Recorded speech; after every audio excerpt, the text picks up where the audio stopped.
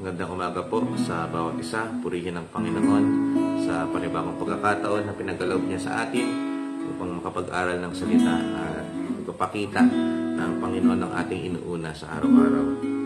Sa oras na ito, bago po tayo magsimula sa pag-aaral, awit muna na po tayo ng isang awitin sa Panginoon.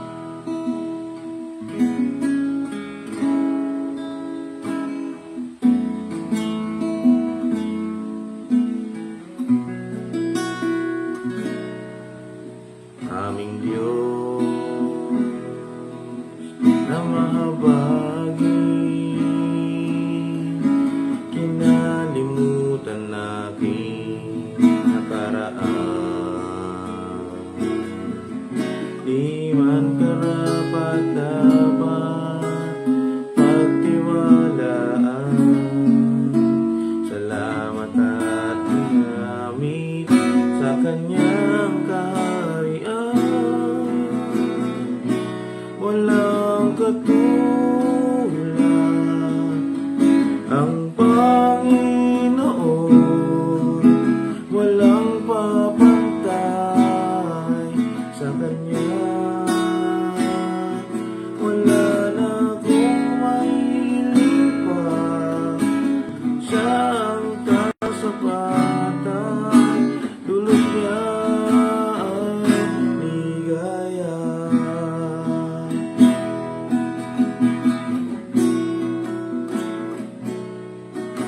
Iaalay ang aking buhay, di na babalikan, mapait kong nakaraan, anumang pagdaanan, puso ko'y ilalaan. Walang katulad ang Panginoon, walang papantay sa Kanya. Wala na akong mahiling pa, siya ang kasapatan, dulot niya ay ligaya. Walang katulad ang Panginoon, walang papantay sa Kanya. Wala na akong mahiling pa, siya ang kasapatan, dulot niya ay ligaya. Walang katulad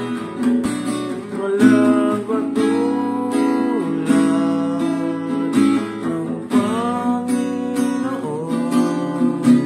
walang papantay sa Kanya. Wala akong nahiling pa, siya ang kasapatan, dulot niya ay ligaya. Dulot niya ay ligaya. Dulot niya ay ligaya. Hallelujah. Hallelujah. Tunay nga, Panginoon, katulad na sinasabi sa inyong salita, kung kayo ang aming pastol, wala na kaming hihilingin pa. If the Lord is our shepherd, we have everything we need. Kaya kung kayo, Panginoon, ang sentro ng aming kaligayahan, sentro ng aming buhay. Kung kayo ay nasa sa amin, Panginoon, nasa sa amin ang lahat. At wala na kaming hihilingin pang iba.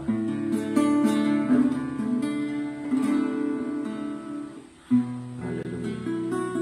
Patuloy po, aming Ama, sa oras na ito, samahan niyo po kami sa pag-aaral. Maunawaan po namin ang mga bagay na pag-aaralan namin ngayon, O Diyos, na magbigay linaw sa amin pagtungkol sa pamibigay. Maging daan para maituwid yung aming hakbang kung paano kami nagkakaloob sa inyo. Salamat po sa inyo, Panginoon. patuloy po ng inyong mga salita sa oras na ito sa tulong ng Santong Espiritu ay maunawaan ng bawat isa at mapagyaman pa sa pamamagitan ng pangungusap ng Banal na Espiritu. Salamat po, Panginoon. Nagkakatiwala po namin sa inyong lahat sa pangalan ni Jesus. Amen. Hallelujah. Hindi ng Panginoon. Gandang umaga po muli sa bawat isa. Salamat sa Diyos sa pagkakataon na tayo ay muling makapag-aral ng kanyang mga salita. Sa oras po ang pag-aaralan po, sa oras na ito, pag-aaralan po natin ay patungkol sa iba't ibang antas ng pagbibigay, the degrees of giving, sasang-ayon po sa salita ng Panginoon. Ang lahat na mapag-aaralan natin ngayon ay may tatago natin sa salita na pagbibigay, pero mapapalawak pa ito at mabibigyan linaw kapag tayo ay kapag bibigyan natin ito ng titulo na degrees of giving. Malalaman natin na ang pagbibigay pala ay may iba't ibang antas, no? Gayunpaman nasa ilalim siya ng salitang pagbibigay. Pero tingnan natin ang sinasabi ng Biblia patungkol sa iba't ibang mga antas na ito. Mula sa pinakauna hanggang sa pinaka malalim na pagbibigay na sasang-ayon po sa salita ng Panginoon. Tignan po natin ang kanyang mga salita. Wait lang po. Ayan. Sige po. Salamat sa Panginoon. Tignan po natin yung Malakias chapter 3 verse 10. At alam po natin to pero babasahin ko na lang po. Dito po tayo sa pinakauna na degree ng pagbibigay. Ito yung tinatawag po nating giving out of obligation. Giving out of obligation. Ito yung pagbibigay na dahil sa meron tayong obligasyon o kaya meron tayong tungkulin. Sa Malakias 3:10, babasahin ko na lang po, although alam naman natin ito sa Tagalog. Dalhin nyo ng buo ang inyong mga ikapu sa bodega ng templo upang may pagkain sa aking templo. Kapag ginawa nyo ito, padadalhan ko kayo ng ulan at ibubuhos ko ng ang sobra-sobrang pagpapala. Pag sinabi natin giving out of obligation, ito yung pagbibigay na na responsibilidad po natin. Ito yung lagi kong tinatawag ito na the bare minimum. No, yung 1% sa ating kinikita o na natatanggap ayon sa ating pagtatrabaho na nilalaan natin talaga para sa Panginoon. Ito ay requirement, ito ay batas, no, at nagbibigay ito sa ilan ng onting pressure. Ito yung baseline, minimum ng ating pagsunod sa Panginoon. Sa isang banda, ang pagbibigay ng ikapu para sa ilan ay ay may puwang para ito ay iabot, ibigay ng hindi sang-ayon yung ating puso. O kaya ay hindi sang-ayon, pero hindi nakikita yung bukal sa pusong bukal sa puso. Kung maalala natin, nung ang Panginoong Hesus ay narito sa lupa, binanggit niya itong pag-iikapo. No, kinonfirm niya sa kanyang salita na patungkol sa mga Pariseo, no, mga Pariseo, kayo ay nagbibigay ng ikapo, no, pero nakakalimutan niyo yung mas malalim pang bagay na patungkol sa batas ng Panginoon, no, yung justice and mercy. No. Nabibigay nila yung nararapat na ikapo ayon sa nais ng Panginoon, pero meron silang nakakalimutan na mas mahalaga pang bagay. May mga pagkakataon na kapag tayo ay nagbibigay ng ikapo, o minsan nga hindi naman pagkakataon, yun talaga yung nangyayari. Kapag tayo ay nag-aabot na ng ating mga ikapo, hindi naman tayo nakakaramdam ng galak, o kaya ay parang out of obligation nga lang po talaga. No, dahil ito ay nararapat ay utos ng Panginoon, yakin ito ay kakaloob. No, wala yung tinatawag nating delight sa pagdating sa pagbibigay. Wala yung kagalakan. No, at mababanggit rin natin yan sa mga susunod. No, itong giving out of obligation ay tama naman, no, pero sa ibang mga pagkakataon ito incomplete. Bakit? Kasi wala yung hinahanap ng Panginoon na puso pag tayo ay nagkakaloob. Hindi ko sinasabing lahat ay ganito, pero nagkakaroon ng puwang sa atin na yung puso natin na hindi nagiging tama sa tuwing tayo ay nagbibigay ng ating ikapo. So, yun yung pinakauna.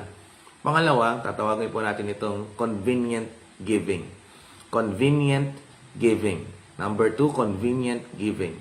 Ito yung antas na mababa pa rin dahil wala itong napapakitang sakripisyo sa Panginoon. Ito yung pagbibigay na hindi nalilabelan ng sacrifice. Ito yung pagbibigay kung ano lang yung natitira sa iyo, yun lang yung ibibigay natin. No? Kung ano yung natitira sa atin na onting barya, no? Ito yung laging biruan na binabanggit sa tuwing tayo ay nangunguna sa pananalangin ng pagbibigay. Kung ano yung barya dyan sa iyong bulsa, yun lang yung binibigay natin. No? Kung ano yung makita mong light colored na papel na bill, yun yung ibibigay natin. No? Kung ano yung hindi kabigatan sa iyo, yun na yung ibibigay. No? May kita natin sa Lucas chapter 21, nung panahon ng Panginoong Hesus nangyari rito, merong isang mayaman na nagbigay ng kanilang kaloob, nagbigay ng kaloob, at meron din isang babaeng balo, no, na mahirap, na nagbigay ng 2 pirasong barya. Nung sinabi ng Panginoong Hesus na itong babaeng balo na ito na mahirap, marami pa siyang binigay kaysa dun sa mayaman na nagbigay ng mga kaloob dun sa tinatawag nating treasury. Bakit? Sinabi ng Panginoong Hesus kasi, itong dalawang pirasong ibinigay ng babae, yung nagpapakita ng lahat ng kung anong meron siya. Yung mayaman, tira-tira lang niya, o kaya yung kung ano lang convenient sa kanya, yung kanyang naibibigay. No? Merong isang lingkod ng Panginoon na nagsabi, kapag tayo daw ay nagbibigay at hindi gaanong makirot sa ating puso, no, sa ating laman, hindi pa yun talaga yung hindi pa talaga yun yung kaya nating isagad na pagbibigay sa Panginoon. No? So yung convenient giving, ito yung pagbibigay na kung ano lang yung tira-tira natin, no? Kung ano lang yung surplus, yung mga kaya pa nating maibigay na hindi naman tayo nagpapakita o hindi na tayo nag-exert ng effort for sacrifice, no? Para makapag-sakripisyo. Nakikita ng Panginoon yung amount, no? Hindi naman nakikita ng Panginoon yung amount, hindi naman siya nakatutok sa bagay na iyon, pero yung halaga ng ating ibinibigay, yun yung nakikita rin ng Panginoon. Iba po yung magkaiba yung bagay na iyan, iba yung amount, iba rin yung halaga na na ibinibigay natin. Sunod, number 3, dito na po tayo papasok sa tinatawag nating cheerful giving. No? Cheerful giving, yung giving na may kagalakan at may kusang loob. Sa 2 Corinthians chapter 9 verse 7, basahin ko po dito. 2 Corinthians chapter 9 verse 7, gayon pa man alam natin ang bagay na ito. Sa English po, so let each one give as he purposes in his heart, not grudgingly or out of necessity, for God loves a cheerful giver. No. Gusto ng Panginoon yung nagbibigay ng may kagalakan. Ang antas sa pagbibigay na ito na yung pagbibigay na hindi na mismong deliberate o kaya ay choice na natin ito at hindi ito kabigatan para sa atin. No, ang mananampalataya na nagbibigay ng may kagalakan, nire-recognize niya na ang lahat ng bagay ay nanggagaling sa Panginoon. Ito ay hindi na pagpapakita na ito binibigay ko na lang to out of obligation. Ito nagtitira-tira sa akin. Hindi. Ito yung pagbibigay na meron na talagang laman sa ating puso na nagkagalakan. No, hindi na ito yung dahil kailangan, no, hindi ito yung napipilitan lang, kundi mula sa puso yung ating pagbibigay. No. Kaya nga makikita natin dito, isa sa mga talata na nagpapakita na gusto ng Panginoon yung nagbibigay ng may kagalakan. Sabi pa ng isang lingkod ng Panginoon na aking narinig, no, bakit daw mahal ng Panginoon yung cheerful giver? Kasi mismo ang Panginoon ay cheerful giver din. No? Kaya pag nagpapakita tayo ng puso na nagagalak sa pagbibigay, pinapakita natin yung mismong karakter ng Panginoon pagdating na sa punto na kapag siya ay nagbibigay. Huwag nating isipin na pag ang Panginoon ay nagbibigay ay parang ito na ang iyong pagpapala sa araw na ito. Ito na ang iyong biyaya sa araw na ito. Ito na yung tugon sa iyong panalangin. No? Ang laging pinapakita nga sa Biblia, no, ang ang Panginoon ay ating Ama, ang Diyos Ama ay ating Ama. So kung paano magbigay ang Ama sa kanyang anak, no, katulad ng mga ama sa panahon ngayon at sa buong mundo at sa buong panahon, no, nagbibigay sila ng maikagalakan sa kanilang mga anak, ganun din po ang ating Diyos Ama. No? Ang Diyos Ama ay cheerful giver din. No? Kaya kapag tayo ay nagbibigay ng maikagalakan mula sa ating mga puso, pinapakita natin mismo yung wangis ng Panginoon sa ating buhay.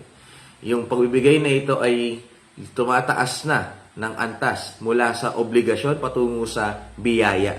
No? Dahil ayon lamang talaga sa biyaya ng Panginoon, kaya tayo nakapagbigay ng malaya. Tataas na po tayo ng antas. Ito na po yung tinatawag natin sa susunod na sacrificial giving. No? So number 4, sacrificial giving.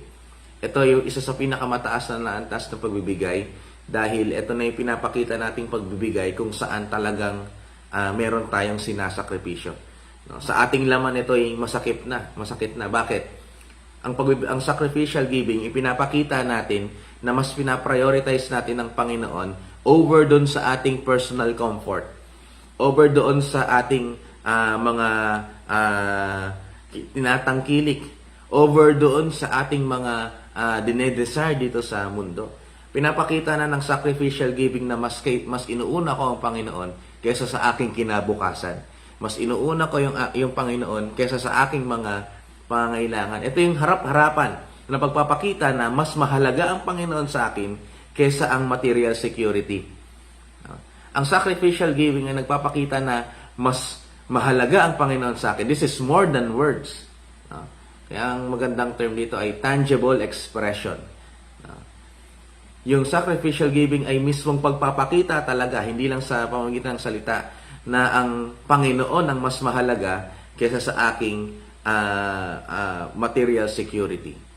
Kung titingnan natin sa kung babalikan natin yung sa yung panahon na nagbigay ang babaeng balo na mahirap sa Panginoon, babasa lang po ako ng isang talata sa Marcos chapter 12 verse 41 to 44, pero babasa lang tayo ng ilang bagay dito. Mark chapter 12, sabi ito po sa Tagalog, "Sinasabi ko sa inyo ang totoo, mas malaki ang binigay ng biyudang iyon kaysa sa lahat ng nagbigay, sapagkat silang lahat ay nagbigay lamang ng bahagi ng kanilang kayamanan." Maalala natin, mayroong mayayaman na nagbigay sa nung panahon na iyon, pero bahagi lang ng kanilang kayamanan yung ipinagkakaloob, yung tinatawag nating convenient giving. Pero babasahin ko na tutuloy, "Ngunit ang biyuda ay nagbigay sa kabila ng kanyang kahirapan. Ibinigay niya ang lahat ng kanyang ikinabubuhay." Sinakripiso niya yung lahat ng kanyang lahat ng anumang meron siya, no? Parang ang hirap kasi minsan i-reconcile yung dalawang bagay na iyon eh. Binigay mo yung lahat, pero yung lahat ng iyon ay dadalawang pirasong barya lamang. Sa mata kasi ng tao, isipin nila pag sinabing lahat, yung limpak-limpak na salapi, lahat ng ari-arian mo. Kaya sa iba, pag binabasa ito, parang hindi gaanong ma-reconcile ng kaisipan. Pero binigyang linaw ng Panginoon na yung dadalawang pirasong barya na binigay ng balo na ito, yun yung talagang lahat na ibinigay niya. Sa kabila ng kanyang kahirapan, kung ano lang yung meron siya, yun yung binigay niya mismo. Hindi yung kung ano yung sobra sa kanya. Kung ano yung meron siya, no? Kasama yung lahat-lahat ng ari-arian niya, yun yung binigay niya sa Panginoon. Although yung dalawang barya na iyon, maaaring ipagbili niya pa ng tinapay, no? Ng inumin, gayong pa man ito pinagkaloob niya sa Panginoon. Yun yung tinatawag nating sacrificial giving. Mga kapatid, ang kaligtasan ay libreng binibigay ng Panginoon. Pero may halaga. No? There is a cost kapag tayo ay sumusunod na sa Kanya. No? So, ang sacrificial giving ay pagpapakita ng kaunawaan natin pagdating sa halaga ng Panginoon. No? Ito ay pagpapakita ng kaunawaan natin patungkol sa halaga ng Panginoon. Yung tunay na pagbibigay ay hindi nakasukat sa kung gaano kalaki yung ating binigay, kundi sa kung gaano kahalaga yung ating naibigay sa Panginoon. No? Sa susunod, ito yung tinatawag nating faith giving, number 5. Faith giving. Although ito ay related dun sa sacrificial giving, pero merong ibang antas na pinapakita dito. Kung maalala natin sa 1 Kings chapter 17, no, yung panahon na si Elijah ay sinutusan ng Panginoon, punta ka doon sa sa babae na may anak, no, humingi ka ng makakain doon. No. Basahin ko na lang po yung talata dito sa Tagalog. Unang Hari chapter 17 verse 13 to 16. Sinabi ni Elias sa kanya, huwag kang mag-alala, umuwi ka at gawin ang sinabi mo. Pero ipagluto mo muna ako ng maliit na tinapay mula sa natirang harina at dalhin mo agad ito sa akin. Pagkatapos, magluto ka rin para sa iyo at sa anak mo. Sapagkat ito ang sinasabi ng Panginoon, hindi maubusan ng harina ang inyong mangkok at hindi maubusan ng langis ng iyong baga. No? Sa pandinig ng babaeng ito na panghuling hapunan na nila itong kanyang kakainin na ibibigay pa sa lingkod ng Diyos, hinihingi pa ng lingkod ng Diyos, sabi ni Elias, pagluto mo na yung tira doon, tapos magluto ka rin para sa inyo. Ano yun? Propeta? Ito na nga yung last ko tapos magluluto pa. Paano makakaluto kung ibibigay ko na yung last namin para sa iyo? No, gayon pa man, sa kabila ng lahat ng iyon, sinunod niya yung utos ng propeta. At pinapakita dito ay yung pananampalataya ng babaeng balo. Bakit? No? Pinanghawakan niya yung sinabi ng propeta at sinabi ng Panginoon na pag ginawa mo ito, hindi na mauubusan ng harina yung iyong mangkok. No? Ngayon, bakit ito pananampalataya? Mga kapatid, nung panahon na ito ay nasa panahon ng taggutom. No? Nagpupulot na nga lang sila ng mga sticks ng panahon na iyon at hinihintay na lang nilang mamatay sila. No? So sa makatuwid, wala silang resources na pagkukuwaan, no? Iisipin niyo, marahil naisip ng babaeng ito na, teka lang, paano hindi ako maubusan, ubos na ubos nga kami ngayon. Kaya pa man sa kabila ng lahat ng katotohanan na iyon na nasa panahon siya ng taggutom, wala siyang mapagkukuwaan ng pagkain, no? At malapit at last na nila yung tinapay na iyon. Hinakbangan niya yung inutos sa kanya ng lingkod ng Diyos. Hinakbangan niya at pinanghawakan niya yung sinasabi ng Panginoon. At sa ganong paraan, no, ay natugunan nga yung ipinahayag ng Panginoon sa kanya. Yung faith giving ay pagbibigay kung saan pinagkakatiwalaan mo na ang Panginoon pagdating sa provision. No. Yung faith giving ay yung pagpapakita na alam ko ang Panginoon ang tutugon sa akin kaya ako ay nagbibigay. Pinapakita natin dito sa faith giving ng lubusang pagtitiwala natin at pagdepende natin sa Panginoon sa ating mga pangangailangan. Ito ay radikal na deklarasyon na ang Panginoon yung ating ultimate provider. No? Hindi yung laman ng ating bangko, hindi yung ating sweldo, kundi ang Panginoon, ang ating mismong provider. No? Ngayon, ang pananampalataya, sabi ng isang lingkod din ng Panginoon na nakinabasa, no, faith does not operate in the realm of the possible. Ang pananampalataya ay hindi gumagana sa punto kung saan ay posible pa ang mga bagay. No? There is no glory for God in that which is humanly possible. Faith begins where man's power ends. Nagsisimula ang pananampalataya kapag nawalan na ng kakayanan ang tao. So ito yung punto ng pagbibigay kung saan nababanggit natin na ang Panginoon yung source ng ating pangangailangan, hindi yung ating mga resources. No? Pinapakita natin na that God is my source, no? Not my resource. Lastly, at dito na po tayo magtatapos, ito na yung pinakamataas na antas ng pagbibigay. Ito yung tinatawag natin na total surrender giving or self-giving. Pagbibigay na ng ating mismong sarili sa Panginoon. Ang pagbibigay ay hindi lang nakasang-ayon sa material na bagay, sa pera. Hindi lang po ito ayon sa laman ng ating bulsa, kundi ang pagbibigay na ito ay yung pagbibigay mismo ng ating buong buhay, ng ating mga pangarap, ating panahon, ating kinabukasan sa Panginoon. Kapag isinorender na natin ang buong buhay natin sa Panginoon, mga kapatid, madaling makadaloy ang resources sa ating buhay. No? Ang pagbinigay na natin ang buong buhay natin sa Panginoon, binigay natin yung buong buhay natin sa Kanya, no? Madali nating mararamdaman yung pagdaloy ng resources na nanggagaling sa Panginoon. Meron isang lagi ko nababanggit din pagdating sa pagbibigay, yung tinatawag nating Macedonian giving. Sa 2 Corinthians chapter 8, binabanggit doon ni Apostol Pablo na kinommend niya yung pagbibigay ng mga taga Macedonia, no? Kasama na doon yung mga taga Filipos. Na nagbibigay sila kahit sila ay nasa gitna ng kahirapan. Kung tutusin, sila yung pinakamahirap sa lahat ng lahat ng mga churches nung panahon na iyon, lahat ng mga early churches. Sila yung may pinakamahirap na kalagayan. Gayunpaman, sa kabila ng kanilang pinakamahirap na kalagayan, sila yung pinakamalaking magbigay. Sila yung pinakamalaki at pinakabuong pusong nagbibigay sa gawain ng Panginoon. Silang mga lubos sa pinakamahirap ay nagbibigay dun sa mga mahirap din na mga mananampalataya. At ano yung naging solusyon nila dun sa kanilang pagbibigay? Bakit sila umabot sa ganoong punto na talagang ito na yung lahat-lahat na ng antas ay nadaanan, nalampasan sacrificial giving, no, giving with a cheerful heart, no. Ito yung pagbibigay na talagang na wala na talaga sa sa logic Paano ka nakapagbigay wala nang matitira sa iyo. No? Pero sa kabila ng kanilang kahirapan, merong naging sikreto sila. No? At nababasa natin yun sa 2 Corinthians chapter 8 verse 5. Ano yung masasabi natin dito? Saan sinasabi dito? Tagalog. Higit pa nga sa aming inaasahan ang kanilang ginagawa. Ano pong maaasahan ninyo sa napakahirap na tao? No? Ano ang maaasahan ng isang tao sa napakahirap na tao? No? Kapag ang tao ay sagad sa kahirapan, ano po ang maaasahan natin sa kanila? No? Ano yung maiisip natin o tatakbo sa ating kaisipan na maibibigay nila? Actually nga, wala na tatakbo sa ating kaisipan na masasabi natin, ito yung kanilang mabibigay. Wala kasi alam natin na sila ay sagad sa kahirapan. No? Ngayon pa man, ang sinabi ni Apostol Pablo, higit pa sa kanilang inaasahan ang kanilang ginagawa. Ganon katindi ang pagbibigay ng mga taga-Macedonia.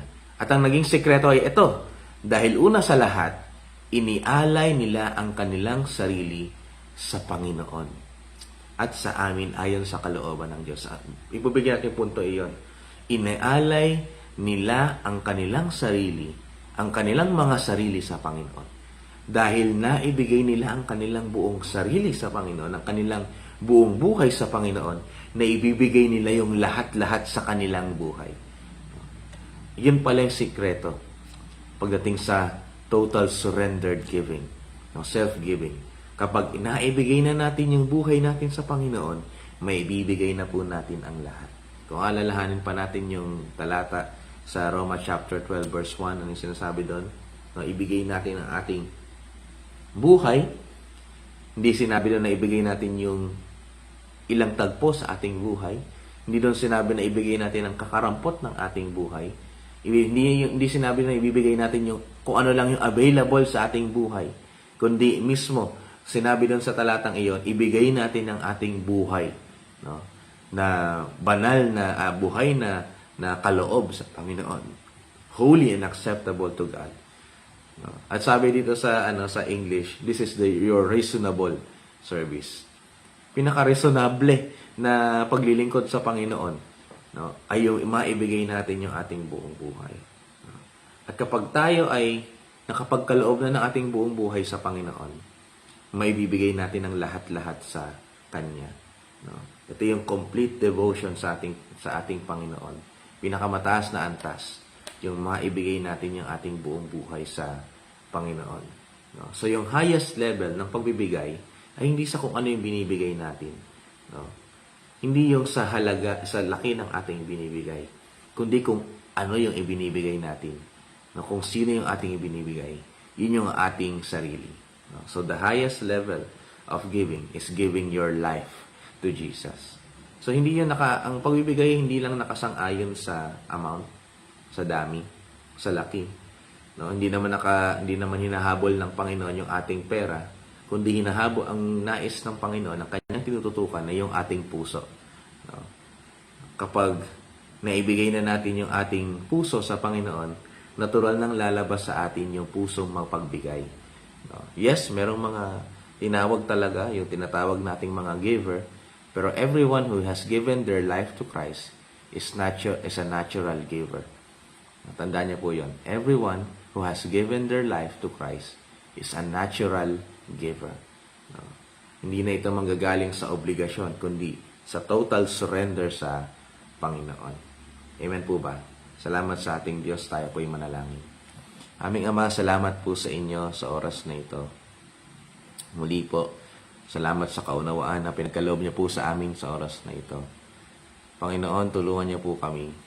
Kung lagi namin pinapanalangin na bigyan niyo kami ng pagpapala, higit pang pagpapala para makapagbigay kami, sa oras na ito, aming Ama, pinapanalangin po namin sa inyo. Tulungan niyo po kami na magdesisyon na ibigay ang aming buong buhay sa inyo. Upang maging natural sa amin ang pagbibigay ng may kagalakan. Salamat, Panginoon, dahil patuloy po kayong nagbibigay sa amin ng paalala ng mga bagong revelasyon kung saan naitutuwid ang aming pagkilos at paglilingkod sa inyo. Salamat, Panginoon, dahil ito ay pagkakataon na iyon. Tulungan niyo po kami na may ayon sa inyong nais ang aming paraan ng pagbibigay. Higit sa lahat ay may alay po namin ang buhay namin po sa inyo. Tatas po namin sa inyo bawat isang nakikinig sa oras na ito, gayon din sa mga makikinig pa sa mga susunod na pagkakataon. Ang pagpapala po ang sumagana sa bawat isa. Ingatan niyo pong bawat isa sa mga pupunta sa trabaho, sa mga iba't ibang mga kaabalahan sa araw na ito. Patuloy po na ang pag-iingat niyo, sumasaganang biyaya, init ng inyong pag-ibig ay maranasan po ng bawat isa sa araw na ito. Kayo lamang, Panginoon, ang maitaas at sa inyo lamang ang lahat ng papuri ko sa salamat sa pangalan ni Jesus. Amen. Hallelujah. God bless po sa bawat isa. Patuloy po nating ibigay sa Panginoon ang pinakamabuti natin sa pamamagitan ng pagbibigay ng ating buhay sa Kanya. Para maabot po ng bawat isa yung ang mga kapatid natin sa social media, i-share, wag natin kalimutan na i-share natin ang lahat ng mga devotion po dito sa page na ito, at patuloy po na magamit ng Panginoon ang mga bagay na ito para sa pag-abot ng kaluluwa. Tandaan po natin, naalala ko lang yung isang patotoo ng isang kapatid dahil sa devotion na ito, na kapag simula po tayo ng isang gawain, na kapag nahipo yung isang nakapanood at hanggang sa siya ay naging pastor, at siya ay nakapagtayo na rin ng church sa parteng Montalban, kung di mo nagkakamali. Kaya salamat sa Panginoon, may dulot po at may bunga po yung ginagawa nating pagbangon sa umaga at paghahayag ng salita ng Diyos at pagkikinig sa salita ng Diyos. At nakikita natin na may mga naabot po tayo na kaluluwa. Kaya God bless po sa bawat isa. Binabati ko po ang lahat ng mga naririyan na nanonood, mga taga-Egypt, taga UAE, taga dito sa Taiwan, sa Pilipinas, at sa iba pang panig ng mundo, sa Singapore. Pagpalain po kayong lahat ng Panginoon sa France, at lumubos ang biyaya ng Panginoon sa bawat isa. Sa lahat na nanonood dito, bumati nga po tayo ng ilan. Sir Erlinda, pagpalain po kayo ng Panginoon. Si Tita Merly Mercado, pagpalain din po kayo ng Panginoon. Lolita Leanyo, pagpalain po kayo ng Panginoon sa inyong buhay. Sister Rosario, Brother Jerry Dapar, pagpalain po kayo ng Panginoon. Sister Luz Biminda, pagpalain po kayo ng Diyos. Pagpalain po kayo ng Panginoon. Belda Papa, Sister Jovelyn, pagpalain po kayo ng Panginoon. Lagi po namin nakikita ang inyong anak, si Sister Casey dito sa Sinchu. Pagpalain po kayo ng Panginoon. Saan ba yun? Si Brother Daniel, at si Brother Edgardo, pagpalain po kayo ng Panginoon. Sister Wilma, ang pagkapala ng Panginoon sa bawat ang sumainyo. Sa iba pang mga hindi ko pa manabanggit. Sister Elizabeth, pagpalain po kayo ng Panginoon. San Juan po, Sir Megan Anderson, pagpalain po kayo ng Panginoon. Sa iba pang hindi ko nabanggit, patuloy po na ang pagpapala ng Panginoon ay sumabawat isa. Kaya, to God be all the glory. God bless po. Habol lang ako, Sister Araceli, God bless po sa inyo. To God be all the glory. See you po sa mga susunod.